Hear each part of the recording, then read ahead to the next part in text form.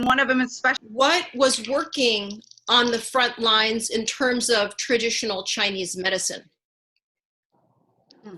So as I'm helping to edit and in many cases rewrite these articles, I'm getting to see what's working. And of course, all of us were in a little bit of shock, and perhaps can you hear me? Yes. Okay. Okay, wonderful. All of us were a little bit in shock, and I think we still are, as to the reality of this infection. But what this enabled me to do is to start to stockpile my pharmacy, my Chinese herbal pharmacy, with these most effective herbs and formulas that would help me help patients with COVID-19 here in Oregon. So I spent $20,000 over my usual Chinese herbal expenditures in about 6 weeks. I actually had to start using some of my personal money for the herbs. Now, from what I have observed in working with over 35 patients thus far who exhibit the signs and symptoms that are seen in COVID-19, I have to say it that way, of course, because there's been virtually no testing. So in observing this, what I have found is that the use of Chinese herbs is very effective, and I'm going to describe that in a few minutes. The beauty is that on some level, people like me can be on the virtual front lines, helping people to, number one, minimize the severity of symptoms, which means that they infect less people, which means that they don't go to the hospital, which means, or in very rare cases they might, which means that we shorten the disease process such that someone presents with much milder cases. And the beauty is the practitioner, her or himself, does not get sick. So what I do is when someone contacts me who has these prevalent symptoms, is I start them immediately on Chinese herbs. The very first sign of discomfort that could be COVID-19, we treat them with herbs. What I do is I have them fill out a very extensive survey that I've developed as to things such as, are they having any chest pain, any difficulty breathing? Are they having shortness of breath? Are they having any fever, digestive issues, etc.? And they also send me a photo of their tongue. Normally, as an acupuncturist and herbalist, I'm able to feel pulses as well. And Chinese pulses are a wonderful way to diagnose. However, what I'm doing instead is having people simply send me a photo of their tongue. And it's amazing how readily you can diagnose COVID-19 just from a tongue photo.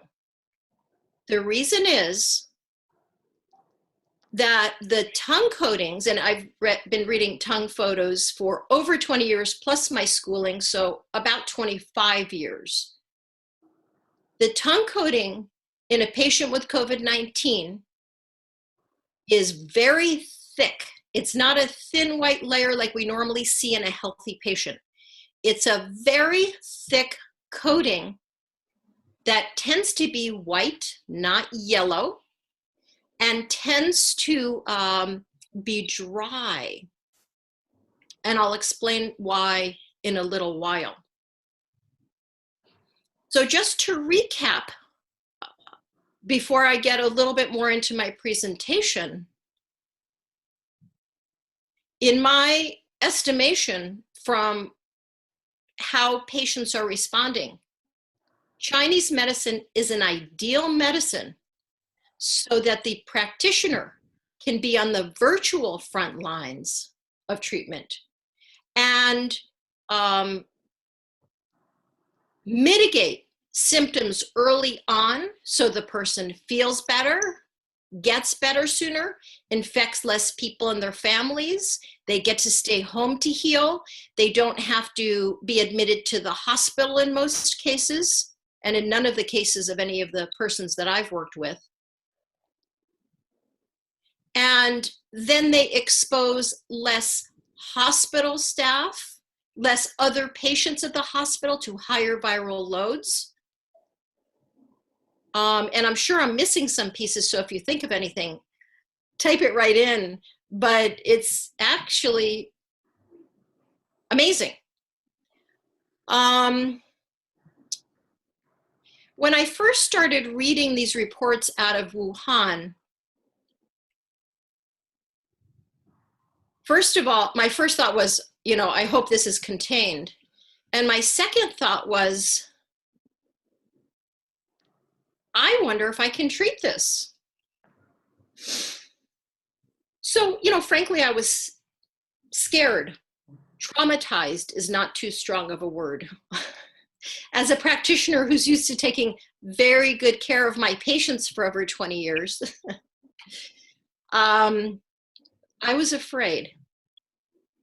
And yet I was watching these reports of how the doctors were treating the patients and watching the classical formulas and watching the herbs that were added to enhance outcomes. So at the same time that I was traumatized, I was also very, very inspired.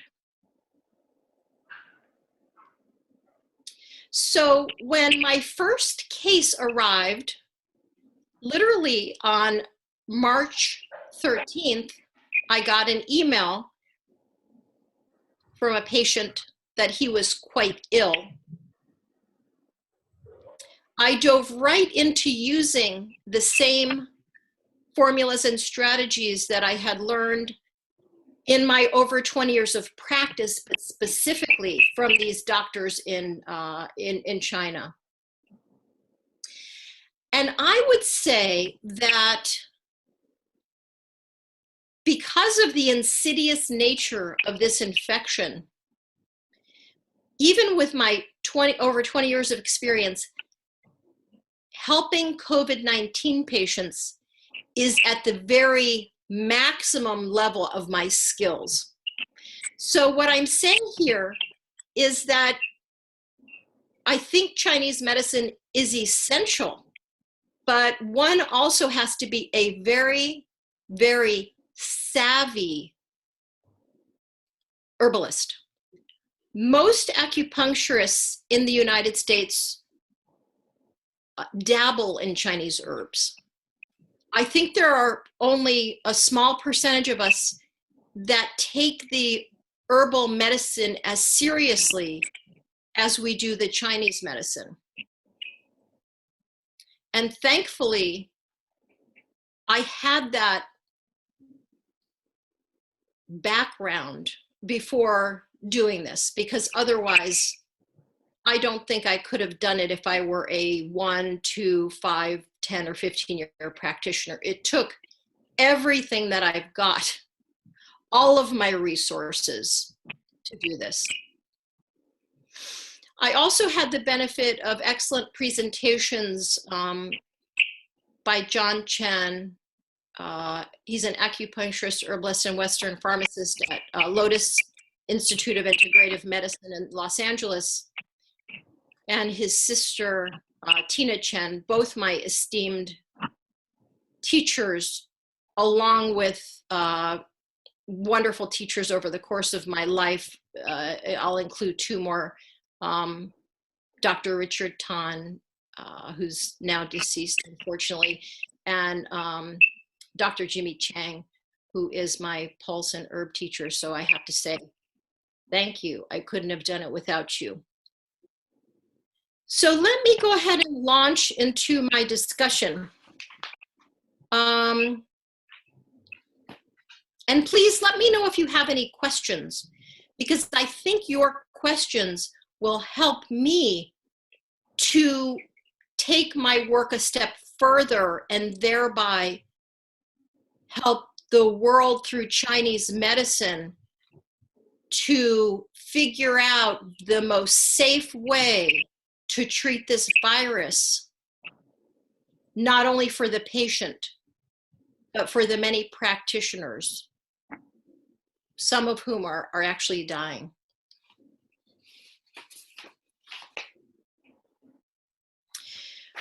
So I called my talk Staying Ahead of the Virus.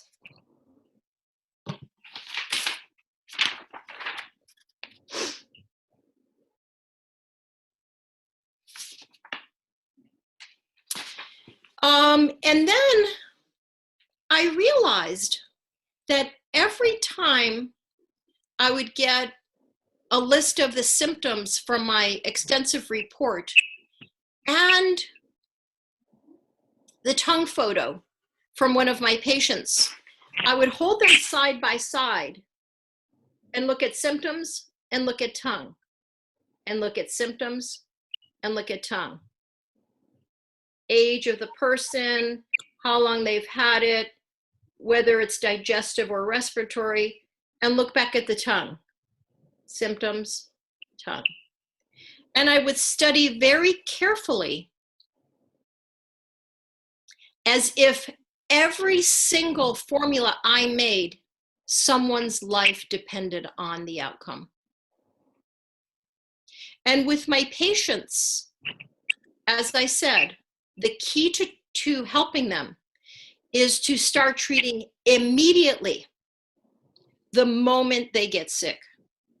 The moment they say, I've got a little tickle in my throat, I've got blocked sinuses, I've got watery eyes, I've got a tummy ache, whatever it is, we start treatment immediately with Chinese antiviral herbs. Why? Because if they don't have COVID-19, we will just be using really powerful medicine to take care of a viral infection. What's the harm in that? Zero. If anything, they'll get better, they'll feel better, and they'll infect less people no matter what it is. So the beauty is that we start treatment immediately. And once that happens, we inhibit viral replication such that that individual experiences less intensity of symptoms,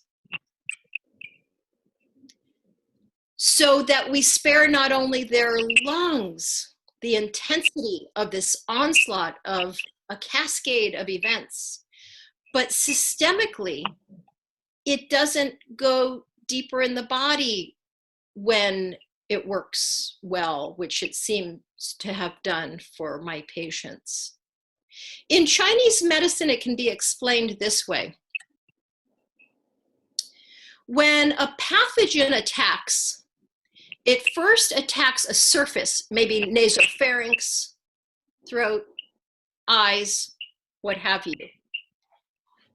And if we can immediately what's called release the pathogen from the surface, the person gets better. Not so easy with COVID-19 infection. However, what we were able to do is to, if the pathogen attacks anywhere, then it goes to the throat and the bronchioles and starts to attack the lungs, is the early use of antivirals helps to start to lift it back out of the layers of the body So it can't go deeper and deeper into the lungs and the digestive system, and the kidneys, as we know, is not uncommon, the heart, what have you. Now, in the case of COVID-19, normally with a typical cold, virus, flu, some of my patients, when we give them the antivirals early, they'll say, well, I took your antivirals and the same day I felt better, or within hours I felt better, or by the next day. With COVID-19, it's not that simple. With COVID-19, as the second they start to feel the initial symptoms and we start to lift the virus out, it's so insidious that it goes to the lungs anyway. So what do? At that point, we treat preemptively. And just parenthetically speaking, Chinese medicine, if anything, is good for preemptive work. That's why we feel pulses. That's why we look at tongue. To give an example, we would look at a tongue and feel a pulse in a clinical setting and say, this person looks like their potential for heart problems. Let's treat this herbally before this becomes an issue. Well, in this case, I couldn't feel the pulse, but I could look at the tongue and go, wow, based on the thickness and dryness and coating of the tongue, I can see that this is already going to the lungs. And so what I would do is, and my teachers would do, and some of my colleagues who are doing this work, we would start to treat the damp, thick exudate that sits inside the lungs and gets into alveolar spaces before it got there. But again, this is such an insidious virus that even doing that, it would still get there, but we would be mitigating it as it did. And so I required the patients who signed up for treatment with me to start herbs immediately and then fill in what I call twice daily specific symptoms report, where they would go through this long questionnaire once they woke up in the morning and right before bed, so I could look at their tongue coating, look at their symptoms, and say to myself, are there any red flags here? No red flags, stay on your same herbs. Red flags, I'm going to look at my list of herbs and formulas and make a change. So typically, I would only give each patient 50 grams of herbs at a time so that they could be changed frequently. Most average 150 pound person would be using about 20 grams of formulas per day. Less if you're smaller, more if you're larger. But what I would do is I would only compound the herbs in 50-gram quantities so that they could be changed anywhere between 1 and 3 days or so. And so at first, for me, it was a little bit overwhelming receiving patient reports morning and evening, but I found a rhythm to it, again, where I would look at symptoms, tongue, symptoms, tongue. What do I do here? Do we need to make a change? Are they getting better, or are they getting worse, or are they staying the same? If they were getting better, of course, I would leave them with the same herbs. If they were getting worse, I would change something and add something or take something away. If they were staying the same, I would say, okay, is it possible that the herbs just haven't kicked in yet? But the beauty of the every 12-hour check-ins were that I could evaluate for each person in my care. Does anything need to be done, or do I need to start thinking about doing something for that patient the next day? Why is this essential?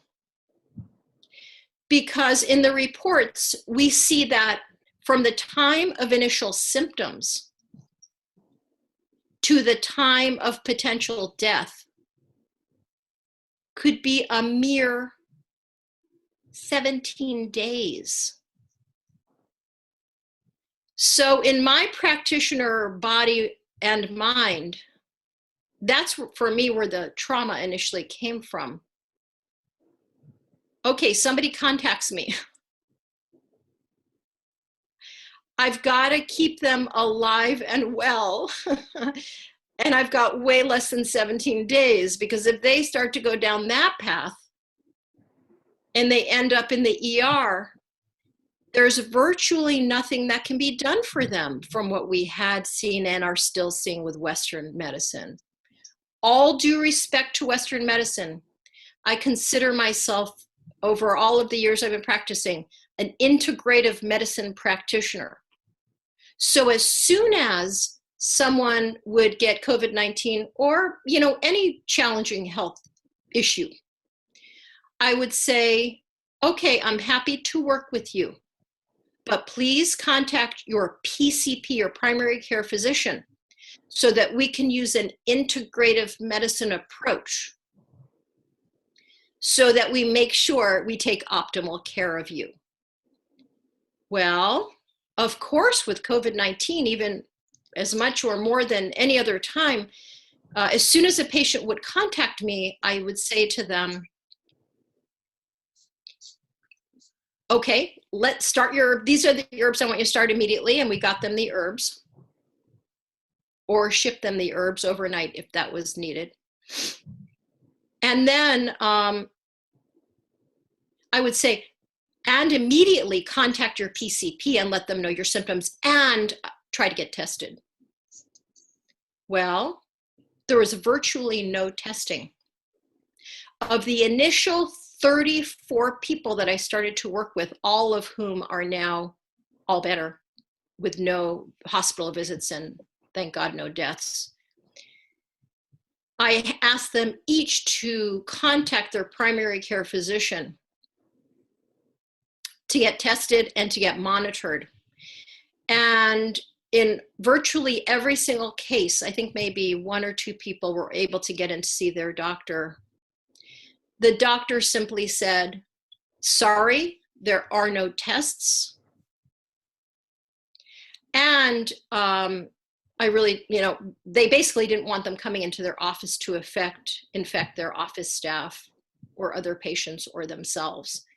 And the truth is, for good reason, we really should not be exposed to COVID-19 patients unless what they're doing at home isn't working. Now, everyone at home should have a pulse oximeter that they can put on their finger if they get COVID-19 and make sure their oxygenation levels stay normal. And in my opinion, everyone should be on Chinese herbs. So Western medicine has not been very helpful at this point forward because, and it's no fault of Western medicine, this is such an insidious virus that if left to go to the end stages, and all people are left with is, well, oxygen therapy, respirators, and then ECMO, the prognosis by that stage is not very good. So let's prevent that from happening with effective treatment, with effective help with Chinese herbs that prevents it from going to that stage. I am not happy about what is going on in the world in terms of COVID-19 and all the politics and everything else. But the one silver lining, there are maybe a few, such as maybe planetary restoration to a certain extent, or the concept that we can actually stop what we're doing to do important work, such as clean up the earth, CO2 and all that. But the other silver lining is that I believe the world will wake up to the efficacy of Chinese medicine used in this way, such that we can protect the practitioner. We can shorten the severity and the duration of this illness. In best possible case scenarios, we can prevent systemic infection in the body, prevent the end-stage necessity of hospitalization, which is turning out not to be as effective as we would wish, and turning out to cause a lot of Western medical practitioners extremely high viral loads. So these critical practitioners are getting sick and or dying. Now I dropped my paper, so I'm gonna grab it and then look at it. I wanna make sure I covered everything I wanted to cover, and then I'm more than happy to ask questions. And what I noticed in my clinical setting is when patients ask, whoops, I dropped again, sorry. When patients ask me questions, it makes me a better practitioner. If a patient says, you know, what is my Chinese medicine diagnosis? I won't understand it, but I want to know what you think it is. So I really want to encourage your questions, because it will definitely help me, and maybe it'll help you too. So I'm just going to go over this quickly to make sure I covered all my points. But I think much of it we had. Okay. My first wave of patients, as I mentioned, were an initial 34 people who began contacting me on March 13th. As of April 20th, this entire first group graduated from care using Chinese herbs with no hospitalizations and no deaths. I had no new patients contact me for about a week after that, from around April 11th through the 18th. However, a couple of days ago, I acquired 3 new patients, and they seem to be exhibiting the signs and symptoms consistent with those of COVID-19. So I consider this new group to be the beginning of my second wave of patients. And I believe this is going to come in waves. And so I don't know how many waves of patients I will have. But it was good for me to get a little respite in between, where I wasn't quite as busy, because there's an intensity to what I described. Because if I'm thinking to myself as a practitioner, every single formula I make each time for every patient could be the difference between life and death. It's very intense work. Now, I realize that not everybody's going to get as severe a case as another person, but we don't know who starts with a little tickle in their throat or glassy, watery eyes. We don't know if they're going to be one of the ones that gets super intense. In a few, maybe a handful or so of the 34 patients, I think those folks, the 5 or 6 patients, would have been extremely severe patients that may have otherwise ended up in the ER. And again, once somebody ends up in the ER, all bets are off.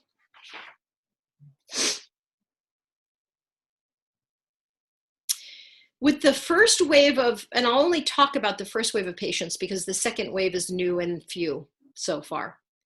In the first wave of 34 patients, More than 2/3 of them presented with the classic telltale COVID-19 signs and symptoms of dry cough, shortness of breath, chest pain, difficulty breathing, plus or minus fever and or temperature dysregulation, and or digestive issues. And I've already discussed this, so I'll say it quickly. However, due to a lack of testing and due to the erratic and fast-moving nature of this infection, I cared for all of these patients as if they had COVID-19.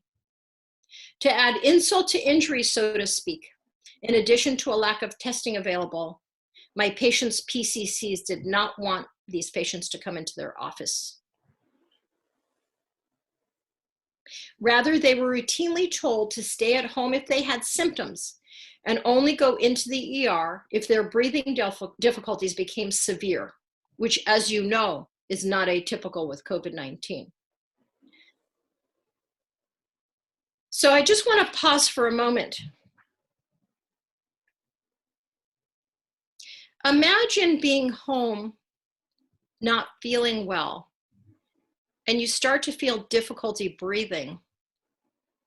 And you call your primary care physician and they say, sorry, don't come in unless you have severe difficulty breathing and a very high fever.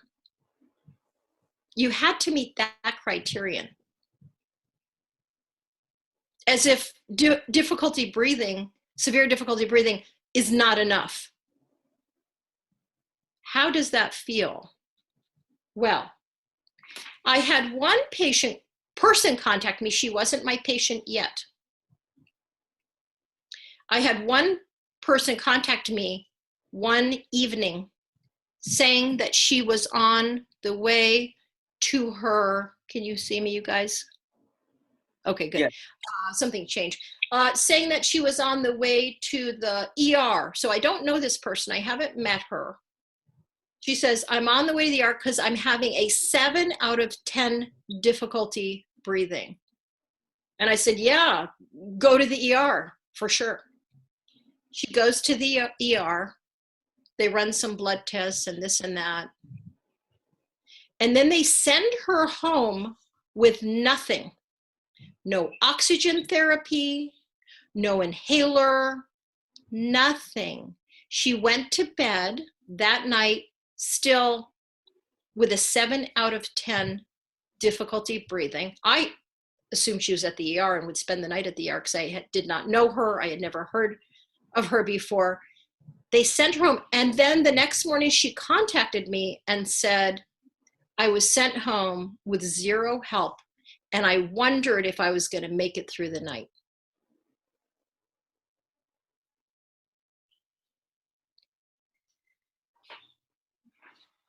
Thankfully, she did. And she contacted me early the next morning and we got her on herbs and she is now all better. The criterion for going to emergency care, in my opinion, is a ridiculously high threshold in that the patient had to both have a very high fever and severe difficulty breathing. The issue is that here in the Pacific Northwest in Oregon, where I am, what I noticed is most of my patients didn't have that explicit very high fever. Most of them had what I consider temperature dysregulation. For example, feeling cold easily, sweating easily, sensitivity to wind, alternating warm or cold sensations, rather than experiencing explicitly ongoing high fevers. So the criterion by which Western medical professionals were guiding patients was false. One explanation may be that this is a relatively damp, cold climate. And as we know, people can be sensitive to their environments and thereby have slightly different symptoms or somewhat different symptoms or vastly different symptoms. So I was going more by the classical symptoms of, in my over 20 years of practice, when people first get a cold or even a flu, they don't say, oh, I have a dry cough, chest pain, difficulty breathing. These are not things that people present with. They just don't. So as soon as anyone would say this, I would say, okay, shoot me a picture of your tongue. Lo and behold, in most cases, it had the thicker coating that I described. And again, we would treat them because there's no harm in treating.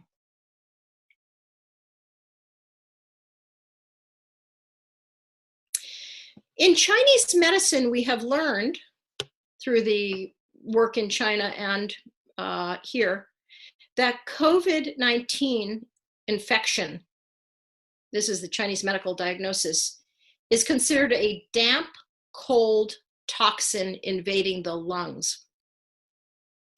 That's the reason that it's difficult to treat, because this mucus is cold and sticks, of course,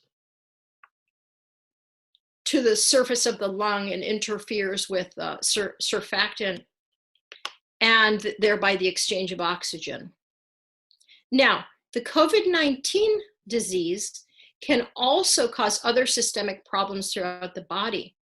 But again, if we're able to mitigate it early on when we're first getting it, and we start to lift it out of the lungs and out of the body before it starts to affect other systems of the body, then it is much less likely to become complicated.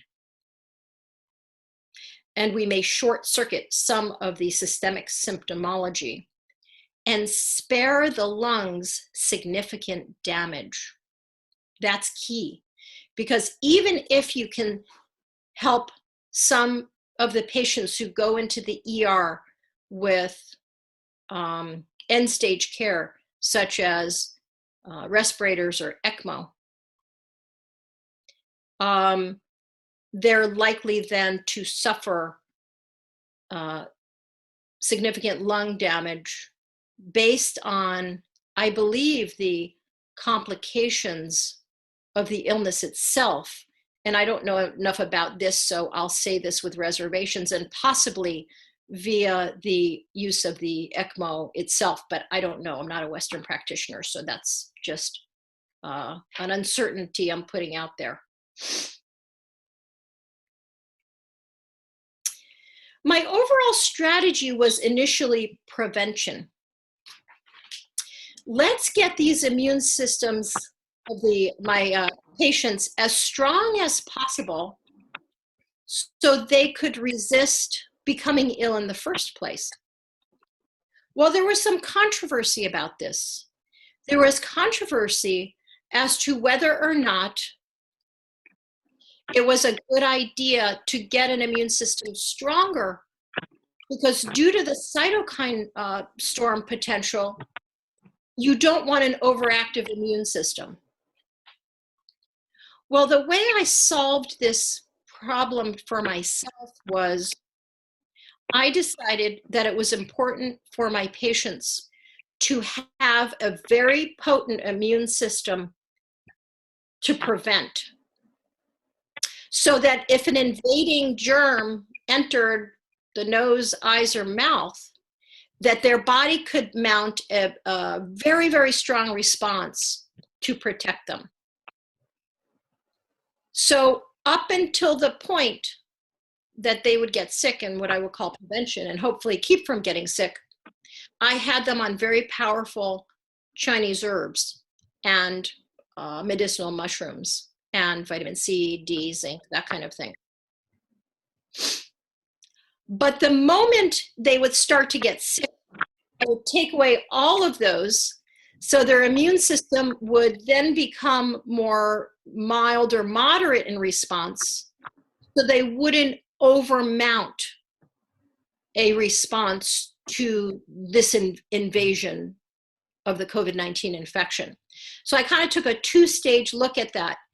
But if we can prevent somebody from getting sick in the first place because they have such a robust immune system, then by all means, Let's do it.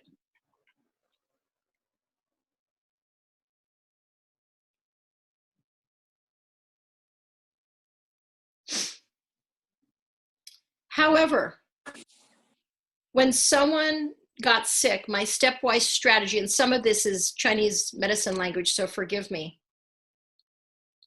First, at the very first signs of illness, the moment I would say to my patient, if you get a tickly throat and it's 2 a.m, you get up and you take your herbs, 5 grams of your herbs that many of my patients kept at home for first stage. Use of herbal antivirals the very first moment. And some of my patients or the folks that I have been working with did not have it at home, and I got it to them within a short amount of time, hours, a day or so is okay. The sooner you use it, so the virus enters somewhere, and then it goes here, and then it goes here, and then it goes deeper into the lung. The sooner you use it, the faster. So if we stopped it here and we lifted it out, then you'd have very much less lung involvement. With COVID-19, you still had lung involvement. There was nothing we could do about it, but there was less. So lift it again out of the layers of the body is a concept that we see in Chinese medicine. The next step would be to combine cold and heat clearing herbs to release the surface, as I described. Why are we combining heat and cold clearing herbs that release the surface? Is because this is not your typical pneumonia that can set in. This is a damp, cold pneumonia. But initially, infection causes a heat, but then it settles in the lung as a dampness. So I'm going to use some warming herbs to warm and transform that thick layer of mucus before it can, in a sense, start to settle in the lungs. My next step would be to stay ahead of the evil cold that tends to enter the lungs, and also to stay ahead of the mucus. This mucus is a very thick exudate that sits on the lungs that inhibits the exchange of oxygen. And that's where the difficulty breathing and the chest pain comes in. So in essence, we're treating it before it gets there. And then it gets there anyway. And then as it builds up, we keep working on breaking it down. My other very strict criterion was not only twice a day does a person have to fill out an extensive report and tell me, on a scale of 1 to 10, how is your ease of respiration? On a scale of 1 to 10, how is your cough? On a scale of 1 to 10, how is your chest tightness, et cetera, along with a tongue photo twice a day. But they also had to commit to me that they would stay on these herbal formulas until they were 90 to 100% better. Why? We don't know if someone can be reinfected by COVID-19. It's my suspicion that some of these are not reinfections, but rather that the virus is still in the body and it hadn't been completely expelled, but the person's doing better because of whatever care they have received, whether it's rest, Chinese herbs, excellent nutrition, but that the virus is still in the body, lingering, and then can represent when the body is a little bit weaker. So I wanted to see on the tongue and in the list of symptoms that all of my patients' tongues were clear of viral infection and clear of mucus. And we can see that on the tongue by the thickness of the coating as it dwindles down and gets back to normal before I would release them. And this took anywhere in that first group of 34 people, anywhere from 1 week to 4.5 weeks. As I mentioned, a handful or so of those patients I feared, in the absence of Chinese herbs, would have ended up in end-stage care in the ER. And again, then all bets are off.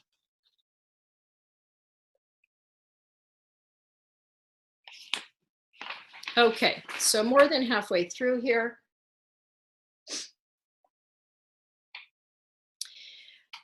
As I was editing some of these articles that were coming out of China, it was fairly surreal, like, oh gosh, this is awful what's going on in China. And, I'm sure they'll contain it, and, but, wow. So it was not quite as personal yet.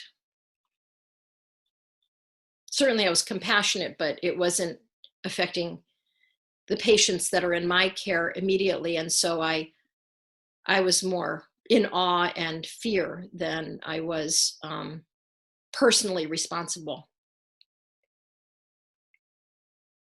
One of the doctors in China said this virus has to be treated swiftly, accurately, and potently. And when I first started to treat those initial 34 patients, and I would again look at tongue symptoms,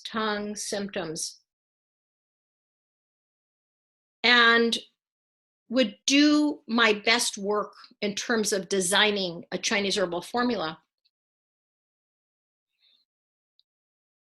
I would notice that, wow, this is some insidious infection. I would normally expect this to have gotten better by day 2 or 3. And as we know, often by day 5 or 6, the viral pneumonia has set into the lungs.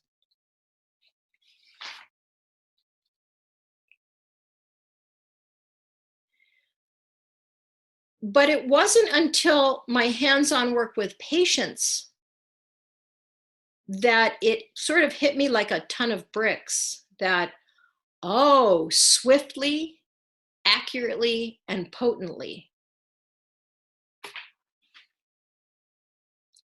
So every time that I make an herbal strategy, tongue, signs and symptoms, tongue, signs and symptoms, I am literally saying to myself, this person's life may depend on my interpretation of symptoms and tongue photo, and on my accurate and potent use of the herbs.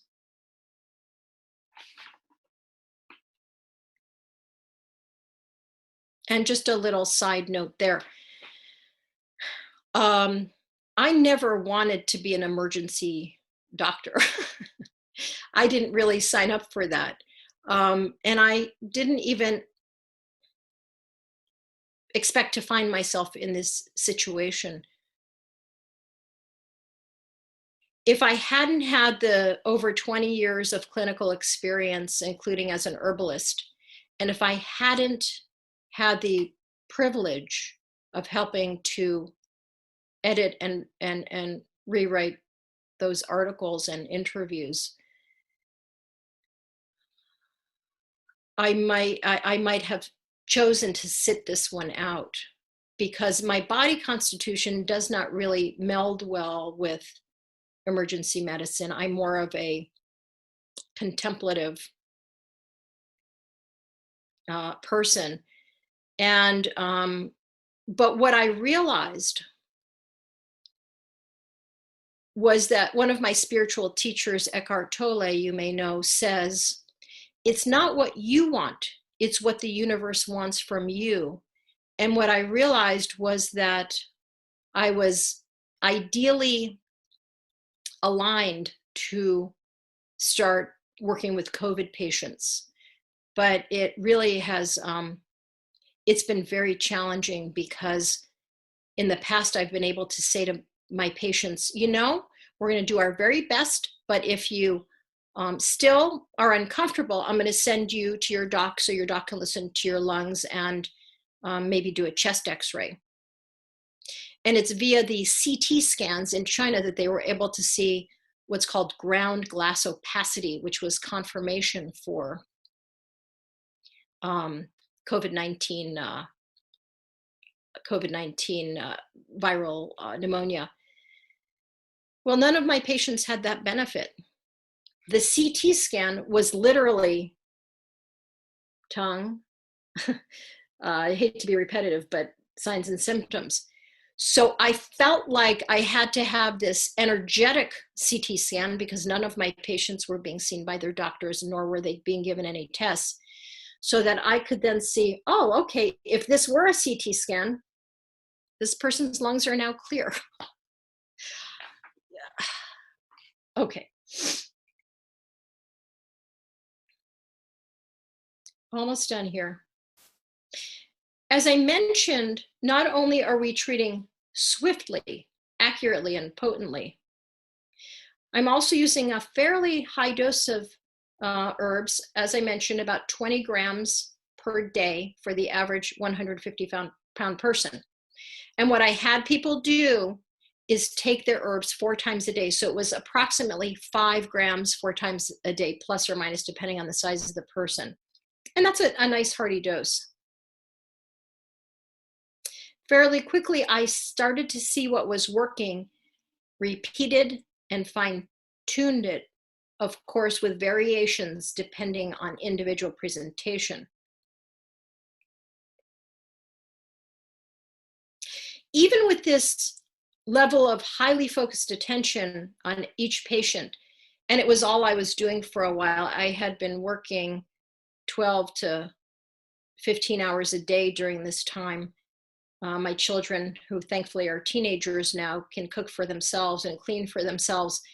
And I'm used to being a very hands-on mom, but I just said, guys, you're on your own.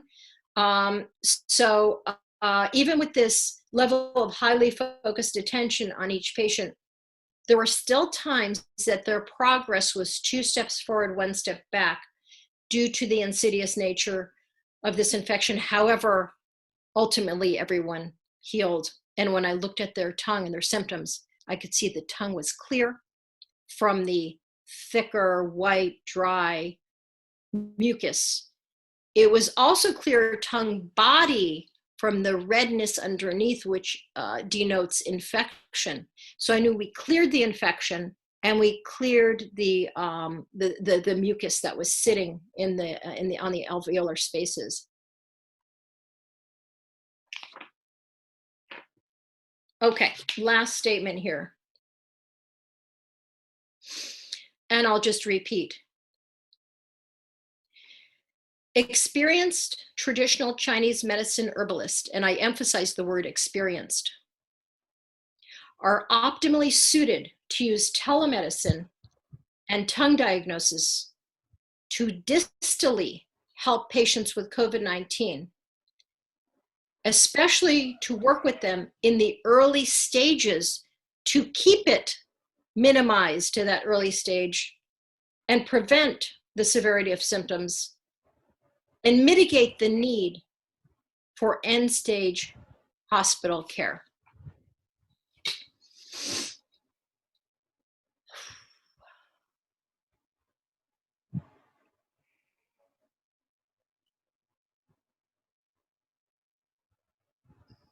Any questions? Yeah. Any questions?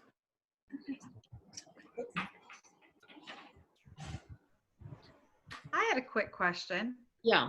Have you, because I read the new article that kind of hit the news about COVID toes, and I had an aunt who was into reflexology, that, you know, because COVID, of course, you know, inhabitates the nose, I guess, the nasal cavity first, I guess, before it starts making its way through the body. What, you know, just what are your thoughts around, and now this was just me just thinking, because they say that the nerve endings of your nasal and your sinus cavity end in your toes in reflexology. So, and of course this is all new and I'm just speculating and just theorizing, because a lot of these, the article that came out said that many of the young people with that are teenagers all the way through their 30s actually are coming up with these blisters and redness on their toes.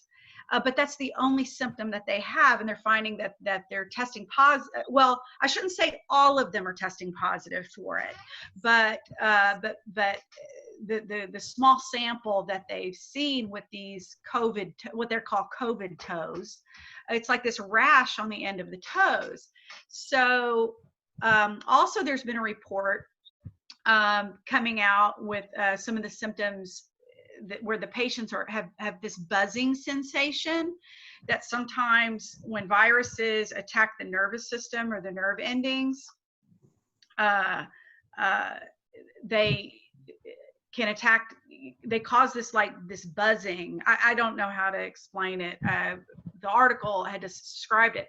I'm just curious as to what your thoughts are, around maybe seeing that, if you're familiar, because you obviously know a lot about the body and natural instances of how disease and kind of how it moves through the body. What are your thoughts on that? And do you think maybe the virus attacks and that's one indication, or because because they say that you have dry mouth and that you lose taste and you lose smell are some of the other symptoms. And I'm just wondering if the virus attaches itself to that neural pathway to the end of the toes and kind of hibernates there and manifests itself there. I'm not a doctor. I'm just kind of thinking outside of the box on certain,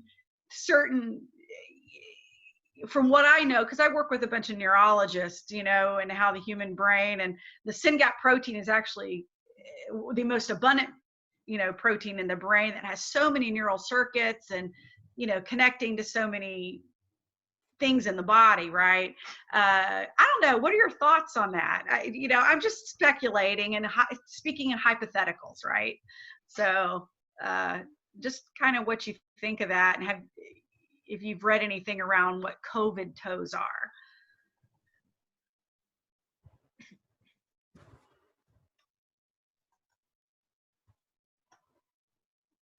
Is she? Is she? Yes. Debra Nash. Did she drop? Are we connected? Are we connected?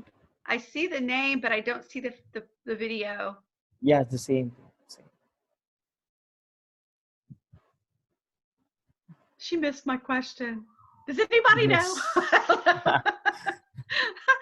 I just find it fascinating. I love the science behind trying to figure out a puzzle. It's fascinating to me. And of course, the human body is just a miracle in itself. Anybody I think is walking. I mean, you look at just at the cellular level and you just wonder, wow, it's just wow. But I don't know, just thinking about that. Did anybody have any ideas of that? Has anybody else on the call yes, she's heard of connected COVID now. toes? Yeah, she's back. She's back and she's connected now. You can go We lost you. You disappeared on us. Oh, I think you're mute. You're on mute. Could you please unmute? Hi there. Hi. No, Hi. I don't know what happened. It just crashed, but I know you were asking about COVID toes. Yes. In Chinese medicine, I saw COVID toes on a 16-year-old. I saw a picture of COVID toes. Uh-huh.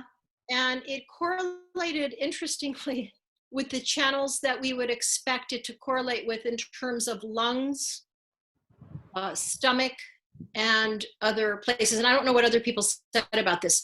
But my interpretation as a Chinese medicine physician is that it's telling us that this illness, the disease, had become systemic in some way. And that, however, what's also fascinating is in Chinese medicine, we see the lungs as external environment. In essence, the lungs are an in-pouching of skin, if you will. And so what affects the lungs is also going to show on the skin. That's why people who have asthma can also have eczema. And so the other explanation is that with infection, we also see sometimes tries to rise up through the skin to relieve that particular body. So all of those things, absolutely, hands down. We're seeing so many systemic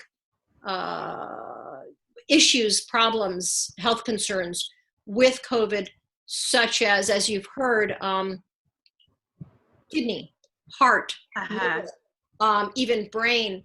And one beautiful benefit of Chinese herbs is that with COVID affecting coagulation, we have some herbs that can help thin the blood a little bit and help prevent these kinds of cardiac and other issues. But the skin, yes, definitely, very typical with a systemic infection. It's going to present somewhere on the skin. Yeah, I think you had dropped off before. Have you ever heard of another symptom that has been reported in some of the more severe cases is the buzzing. They said that it's like they feel this like electrical buzz through, and they chalk that up, I'm summarizing, but as like an attack on the neural circuits. Very much. And so it's just this is like, wow, I don't know. I love trying to theorize and solving puzzles. I'm not a doctor. I'm going to law school. I didn't go to medical school. I'm going to law school. Well, this but also can be explained in Chinese medicine, and I'll tell you how. When we talk about immunity in Chinese medicine, we talk about it in a few different ways. One of them is the strength of the lungs. The lungs to prevent invaders on some level. The lung qi needs to be strong. But there's another level that's called wei qi, and that's the surface of the skin, so that we have a powerful, almost force pushing against the skin to prevent invaders from going into the body. Well, in Chinese medicine, and I always tell all my patients, in the cold and windy season, protect the back of your neck, because wind invades through what's called the wind tunnel and those little hollow spaces at the base of the head. Well, clearly, COVID-19, the coronavirus, is a classic wind invasion entering the body around the head and neck area. And it's that buzzing is what it feels like to have a wind invasion. And a wind invasion, if you think of wind in nature, like in a tree, and a tree shakes, this wind invasion sense shaking the body. Does that make sense? And then this takes it a step way further. I've had patients report tinnitus, ringing in the ears. Yeah. That means that the illness has gone really deep and is affecting kidneys. And it's kidney level that you start to get tinnitus. Now, some of these folks had maybe pre-existing health conditions so that their kidneys were already a little bit weaker. But when the COVID hit, it sort of weakened it to the point where they're getting tinnitus. And lo and behold, the tinnitus is improving as the patient improves. Okay. Yeah, it's fascinating. It is absolutely fascinating how everything kind of connects. You know, and I love the science behind it. And just really quick, has there any? I saw a question. I don't know. I was asking. Somebody had asked a question. I had the same kind of question. Have they looked at any of the molecules within these herbs? Because, you know, all these chemical molecules, you know, certain molecule to create a medicine. So have any of these herb molecules, I mean, I know it's early in the game to to do a study, to have the result of a study. But are there any studies going on that are looking at the herb molecules and maybe how they're preventing possibly the virus from replicating, from attaching to that ACE2, protein pathway? I like how you're thinking. Unfortunately, there's not a lot of medicine in Chinese herbs because it's not something that can be created in a laboratory, mass produced and sold by pharmaceutical companies to make billions of dollars. Mm-hmm. So there's not a lot of research money. So it's a political issue. Mm. There's not a lot of research money into Chinese herbs, but I had to share with my patients early on, Chinese herbs are medicine. They have a chemical structure, O2 and carbon and what have you, like any other medicine. It's just that they are still found in nature rather than made in the lab. Mm-hmm. But it's I don't know if it's going to be in my lifetime that Chinese herbs are taken as seriously as you're suggesting, which I think is very important. But I do think that when we start to see studies and outcomes, that we'll see that folks using Chinese herbs did have, potentially shorter duration and severity and better outcomes and all that, then maybe at some point, people who are really earth-based human beings and not just worried about the bottom line dollar will start to look at why they're working and how they're working, and then not try to capitalize it and mimic it in a laboratory to make it a synthetic drug, but actually keep it as the earth medicine it is, because that's where the potency is. Mm-hmm. It's almost like you could model what they're doing with CBD right now, because if I'm just throwing this out there, because if it's a natural molecule that's coming from a specific herb or even a combination of herbs, you could put the science behind it, maybe start your own biotech. And never see, to me, that I think it's important to research why it's working, but I would never want to mimic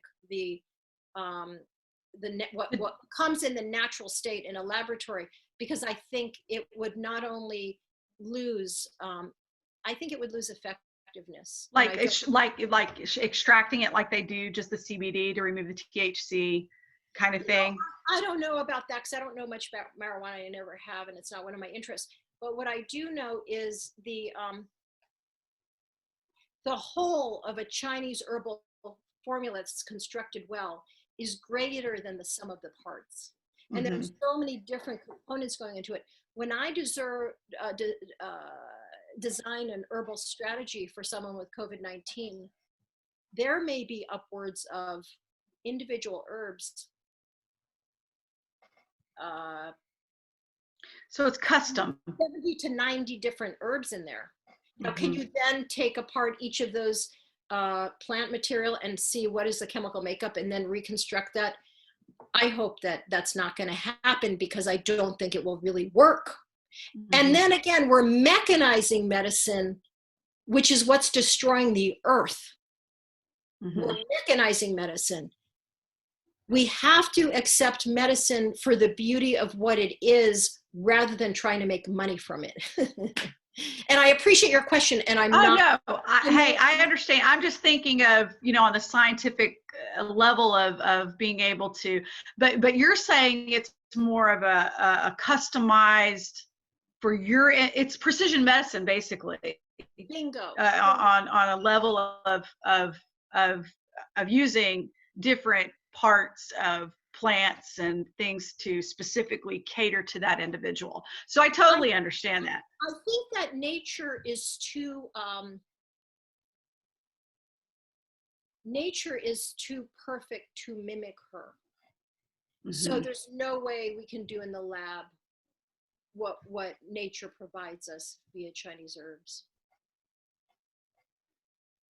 No, but I appreciate I'm learning something new all the time. And I think if you listen to different perspectives and you listen with an open mind, you totally understand a lot, so I appreciate that. I'm fascinated. What we're doing, in the world in terms of politics, medicine, economics is not working. we need to take a more earth-based approach in every arena and a more compassionate approach. Any other questions?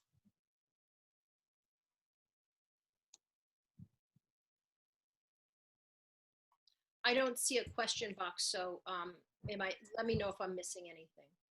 Okay, I'll read it for you. Do you have any safety level data on Chinese herbs? That was the question. What is it?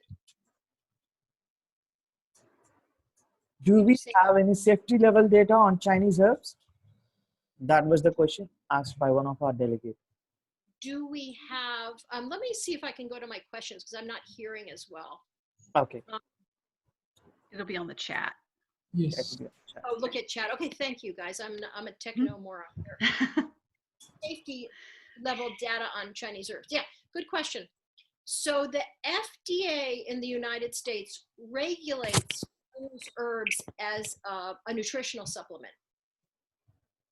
So it's not regulated as a drug. However, the FDA is very careful to make sure that any drug, Chinese herb that is not safe is restricted from use. So never use Chinese herbs by yourself.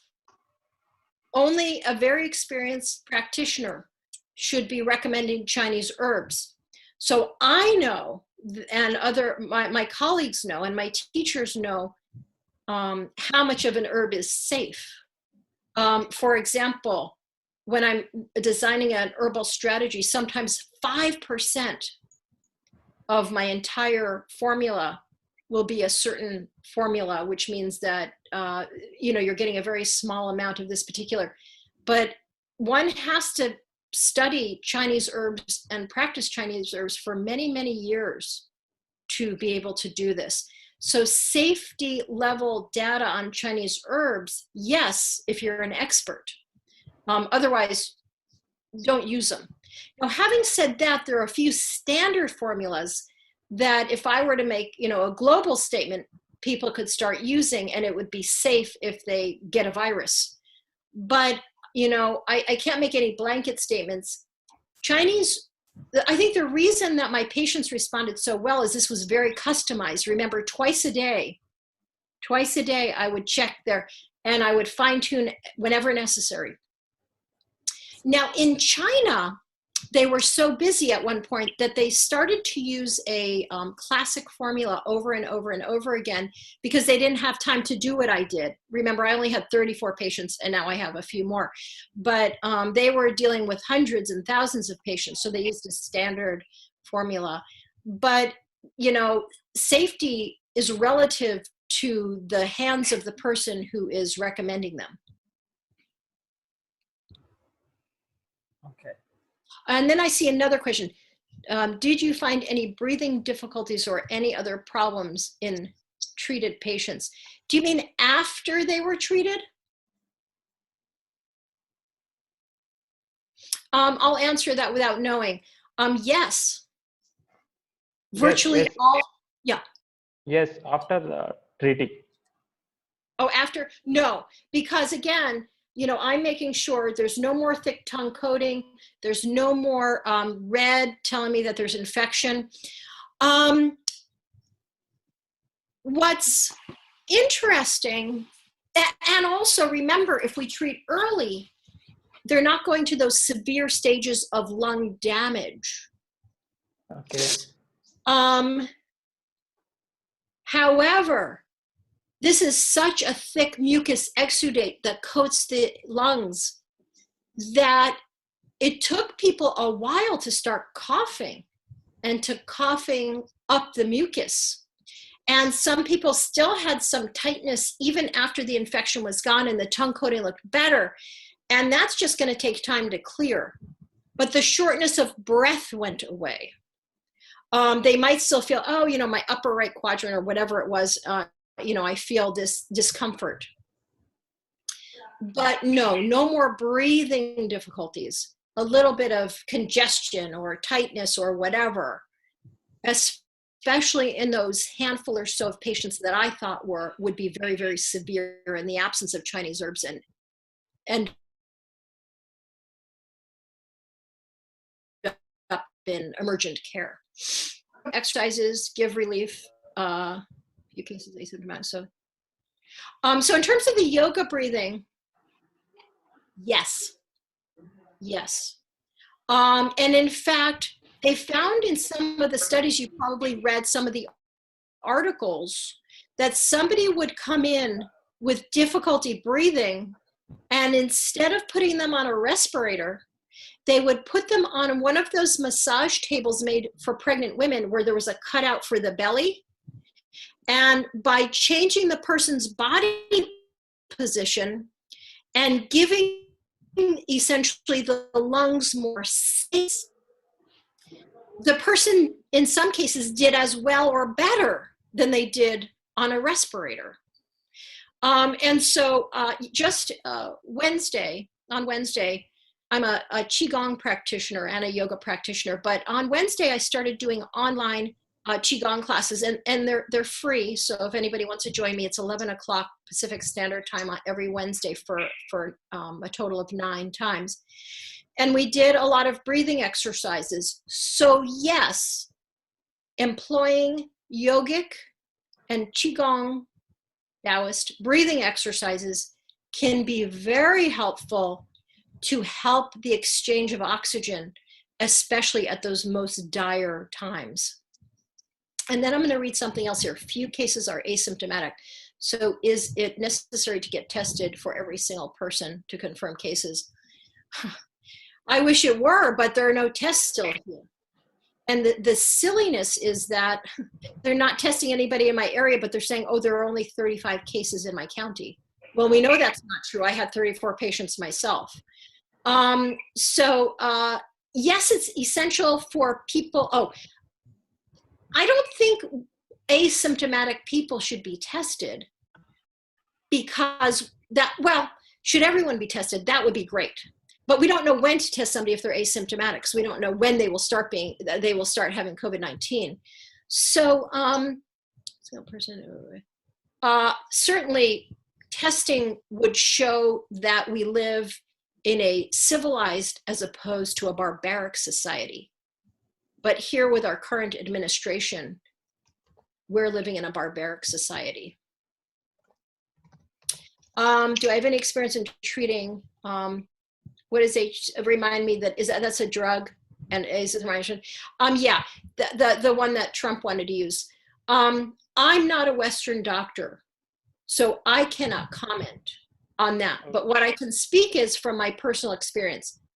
The Z-Pak includes a sulfa drug, and I personally am allergic to sulfa. So anybody who is allergic to sulfa can't use the Z-Pak. And what's again the name HCQ? Tell me the name of that drug again. Hydroxychloroquine. Yeah. So these are, now, I don't have any experience because I'm not a Western doctor, so I would never prescribe these. However, what I can say is that it looks like from the studies that I'm seeing that outcomes are worse with that drug, but also those are very toxic drugs, and Chinese herbs are not toxic. So let's see, do I have any data of occurrences of virus by reoccurrences? No. I think reoccurrences, as I mentioned earlier, happen when you don't completely clear the virus from the body. Think, for example, of herpes virus. Okay. In antiviral therapy in Western medicine, if somebody has herpes, they use antivirals that kind of drive the virus deeper in the body, and it sits on the dorsal root ganglion of the nerves. And then when somebody has a weaker moment, they're tired or sick, it comes back out.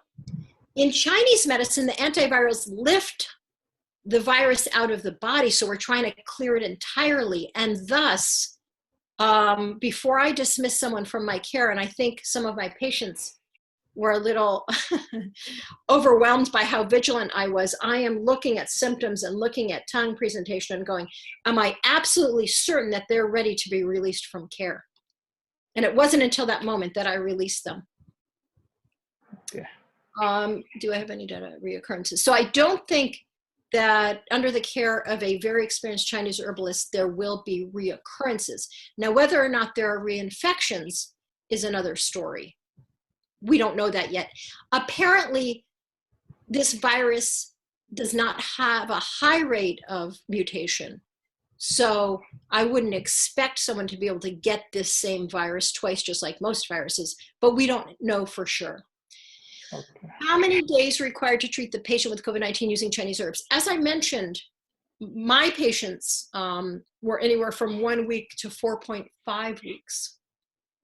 4 to 5 weeks. 1 week to 4.5. 1 week to 4.5 weeks, yeah. Yeah. Are they still tired after that? Yes. Some of them are still, wow, I still don't have my full energy back, but I can breathe well and I don't have any chest pain and I, you know, all of this sort of thing. But this is a very insidious virus, so it makes sense.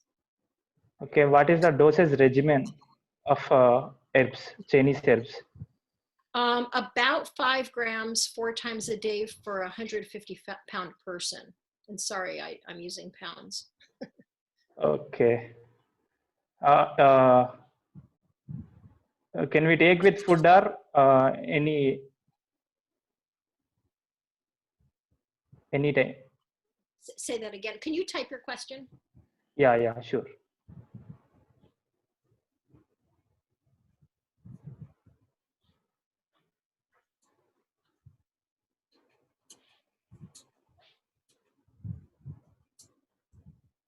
And any other questions, please feel free to type in there because it's helpful for me to answer them too, because it keeps my brain functioning.